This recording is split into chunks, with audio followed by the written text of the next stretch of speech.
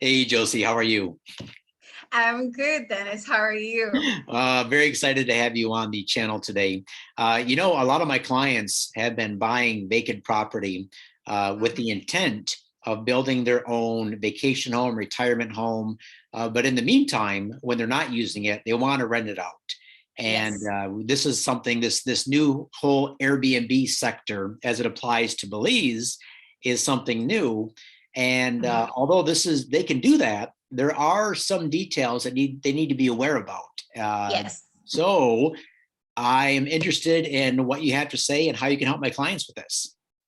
I would definitely be happy to. So let me just go ahead and I'll quickly share my screen just to pull up a quick um, presentation on the different departments. All right. So like you said, to get, people are buying properties, they are building their homes, but yeah, for the time being, they're not spending their entire time here. They want to make a business or an income in it, and they put it in Airbnb. I mean, I would definitely do so too. But in the country, Belize, for you do have to get a hotel license to host, Airbnb. So anybody that has Airbnb or a vacation rental or any property that is renting out to tourists are required to hold a hotel license, which is issued by the Belize Tourism Department. So BTB. Uh, Now Let me let they me let me are. just, let me Go just ask ahead. a question. So we use the term hotel tax license, but Mhm. it just doesn't apply to hotels. So, for example, if I have a home at Secret Beach, let's say I have a home a block away from the beach, it's just a two-bedroom home. I need what is called a hotel tax license in order to rent that out to tourists. Yes, Okay, exactly. okay. So anybody, any property, any entity, so wherever you're renting it, vacation rentals or homeowners rental, whichever, even if it's just an Expedia or any of those OTA platforms, you're renting your home. Mhm. Um, to tourists, you are required by law to hold a hotel license in Belize, and that's issued by the Belize Tourism Board. Okay. Uh, Now, and so I know you'll probably cover this, but like, for example, I just want to get some of these basics out of the way. mhm, Well, if I have my own home on a property, so I'm living there, it's a two-bedroom, Steph and I are living there, and then I have two rental casitas. Would I get the hotel tax license just for those two casitas? How would that work? yes, just for the two casitas. So you would separate the main house, that's just your home, that is separate from the because the rentals that you're going to be using for the guests. So you don't have to license the entire property, just the units that you're going to be using. And that goes underneath, that applies to all the other government departments. So you won't have your home inspected by the fire department, the health department, or any of those, just the units that you're going to be using for the guests. So Okay. that's right. So if you had an Airbnb and that you bought a piece of property and you built a few little casitas, then yes, just the little casitas. If you have your home and you're going to be renting out your home while you're not there, then the home itself would be inspected or hold a license itself. Perfect. All So right, yes, got it. that's No, a that's good very scenario. helpful. Yeah, that's good Mhm. because a lot of my clients are looking at putting multiple units on a single property. So that's good. Thank you for clarifying that. Perfect. Yes. And that would include, a lot of people would have their little caretaker houses on the property as well. And that is separate also. So it's just going to be the little casitas that the guests are going to be staying in. And those are going to have to meet the standards required by all these other government departments and BTB.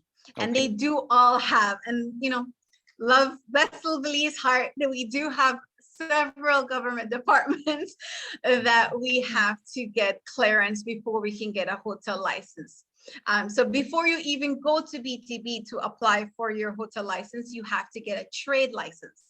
And for San Pedro, that would be the San Pedro Town Council. And then that's, as your buyers, they're coming down and they are buying their property. They might not have a residency. So the requirements on that is that they would have to hire a property manager or a house manager to operate the rental on their, to hold the trade license. So again, as a foreigner, you cannot work in Belize unless you hold a work permit or a permanent residency. So in lieu of that, you can hire a property manager or a house manager. You do not which they would need, probably do anyway. Yeah. exactly. So you do not need a property management company. And you know, some people do try to, you know, you need a company behind you. You don't. You can have a property manager or a house manager, you know, do the guest interactions and, you know, any other legalities, you know, paying taxes and so forth on your behalf. Good, perfect. So once you have your trade license, you can then apply for your fire inspection. So the fire department will go in, make sure that there's no, you know, wires exposed. They're going to make sure that you have your fire extinguisher, that you have somebody on staff that can operate, you know, equipment in case there's a fire. They're going to make sure your outlets and stuff like that are to code. So there's a few things that they look for, and I do help my, you know, clients in making sure the property is properly fitted for those inspections so that they can pass it. So once you have your fire, you are then required to have a health inspection. And again, so they're going to make sure that, especially for somewhere like Secret Beach, that, you know, the source of water is clear, you know, safe for guests, you know, the surrounding property, the inside of the unit is safe for guests to actually stay in the units. So once you get your clearance from health, you have central building authority. And then again, so they're looking at the integrity of the building itself. So they're making sure that the structure, you know, if there's stairs, that the guests won't, you know, expose beams or expose piping or any type of danger that may happen from the property. You know, if there's debris around the property that can cause a hazard for guests. They make sure that there's proper lighting. If there's a dock, make sure there's proper signage, lights that's on the dock for guest safety. Then you have the Department of Environment again, and they're looking at this pretty much the same thing to make sure that the surrounding area is safe for guests to visit and stay at the unit that you have on rental. So there is a high standard in these for the safety for your guests. So you just can't have any unit can just start renting to tourists, which I think does Belize very well, because then guests can be, you know, very confident in when they're booking an Airbnb and they have their licensing, that they're going to be staying at a place that has been checked for their, you know, for safety on, you know, health, environment, you know, all those aspects are, you know, checked. So they're going to be staying at a good location, a safe place for their families, especially if you're bringing kids. Yeah, I mean, it's good for us property owners too, because the last thing you want is a family to come down to Belize and have someone get hurt or worse on your property because of something that you didn't do properly, and that could easily have been fixed or repaired beforehand. So it's good that we have these different departments taking a look at the property.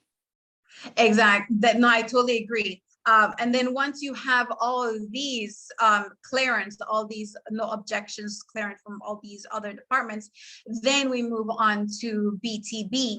And BTB has their own standard in making sure that the unit is equipped to host guests. So they'll come down and they're going to require that the property has liability insurance. They're going to be required that there is an emergency plan in place. You know, what if there is a hurricane? Do you have something in place to handle your guests? If there's a fire or robbery, what are the standards or what plans you have in place for those type of scenarios. They require the same thing. If you are, just as the investor, you purchase your property, you don't have a work permit or you're not a permanent residency, you do need to provide a letter of assignment. So, for your house manager, your property manager, or if you choose to go with a property management company, then, a letter of assignment for them. Okay. My help goes into making sure that the licensing is done properly and is in the owner's name. So it doesn't go into the property management company to hold the rights, to make sure that it is for the owners and they hold the hotel licensing, and making sure that their evacuation plan is designed for their property. If it's a casita, if it's a house, the emergency plan is set in place, their guest books, what type of services they want to have for their guests, and all the other little stuff that comes with the fun of applying or any type of life. But that's where you come in, right? So you actually, for example, if I were to buy a property at Secret Beach or somewhere else, Steph and I are looking at building on our beachfront lots down south in Embergers Key. So what I would want to know first of all, is there anything I should know from you before I even begin to build? Like, what are some things that I should incorporate or make sure I do that the builder and I work together to make it easily approved by all these departments? Oh, definitely. So, you definitely want to, if you want to set it up in a Chapter 250, which is always great to have your company. So that way it's from the get-go, you have your name, we register your business name, but just building wise, you want to make sure you have proper exits. So, you have 2 exits, you have proper outlets installed, your smoke detectors installed in your units. Those are going to be required. You're going to make sure that your cistern, your well are built properly. You have a log, a water test log to make sure that it's safe for guest usage. So all these working with your your builder to make sure that the home is built for to expect the guests. So, it's tiny things like, your outlets, the smoke detector. So it's tiny things. And even if it's not there, it's fine, because I will do a walkthrough of the entire property. So I meet my clients and we set up a date. I'll go to the property and I look at the property and do an entire walkthrough. And then I start marking, okay, we need to have our social distancing signs. We need to update the breaker box. It's not labeled, or there is, slots that are missing. So I look at all the tiny things that someone might miss that the inspectors are going to exactly look out for. So look at their shut-off valves for their ACs. So it's tiny things that you don't even think about, but I'll do that walkthrough to make sure that all those things are in place, that there's proper lighting to come into the property. So, you have spotlighting, parking. If you have a dock, there's lighting. So all those tiny things, I make sure, and then I create a list, and then we set up to make sure that it is all put in place before inspection is scheduled. Okay, good. Yeah. So now once you get all that approval, is that something that needs to be like renewed each year? How does that work? So it's BDB kind of changed it a little bit. It is issued out now for like 2 years. So it's not an every year for the hotel license to be renewed. Your trade license, you do have to renew that every year. You do have to do a health inspection every year, but you just file those. So you filed your trade license renewal, your health department inspection. If you want to do a water test, you just file all those. And then when the 2 years is due, then you submit that, okay, this year that we didn't have to renew, I did my health, I did my fire, I did all these other stuff and then it's just processed through.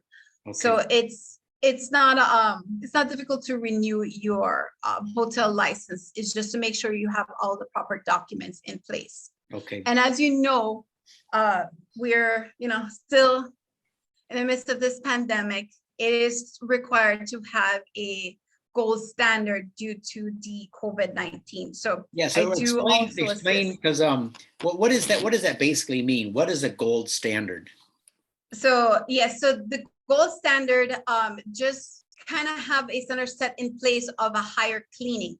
So I actually help the housekeeper, and the groundskeepers to how to properly clean the property for the clients. So take the steps in how to sanitize the property every time there's a guest checkout. So BTB wants something in place where you have a unit set aside for guests in case of a positive result in one of your guests. So they're looking for how are guests going to be checking in? Are there going to be a face-to-face contact? You don't have to. You could be a remote type of check-in. You can leave a key. You can have one of those little keypads that you can save your keys in, and guests can do a self check-in. How are guests treated if they're positive? Do you have a service in place for them to get food? All those little tiny things I put in place for them. So also the signage. So a look at the property. Do you have your PPE gear for your guests, for your housekeepers? Sanitizing stations, is that in place? How are your units being cleaned? How is the laundry being washed? So all those aspects, I kind of guide and create a plan for each guest and each client and for the property itself. So all of them, it's kind of a little bit of, they're all different. Sure. Do you provide housekeeping? Is it a self-service property? So definitely you'd have to meet and then explain what are you trying to offer as a service to your guests, and then create a plan accordingly. Okay, awesome.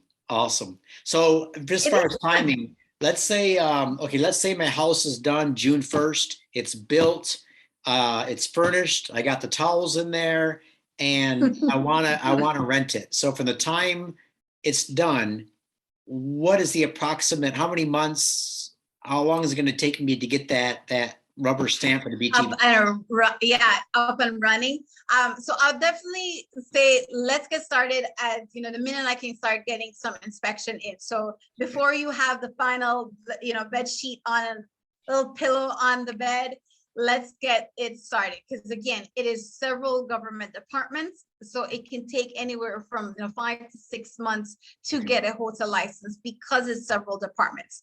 So as long as there's 4 walls and everything is kind of basically in there, we can move forward. It doesn't have to be 100% ready for guests to start applying. So the minute you 4 to 6 months is actually reasonable, I think, because it's not like in some countries. I've stayed at Airbnbs in probably, I don't know, 20 countries around the world, and each country has different laws regarding how they operate. But Belize, I like the way Belize is doing it, because they're actually viewing it as a part of the tourism industry that the Belize Tourism Board is sort of taking responsibility for. So.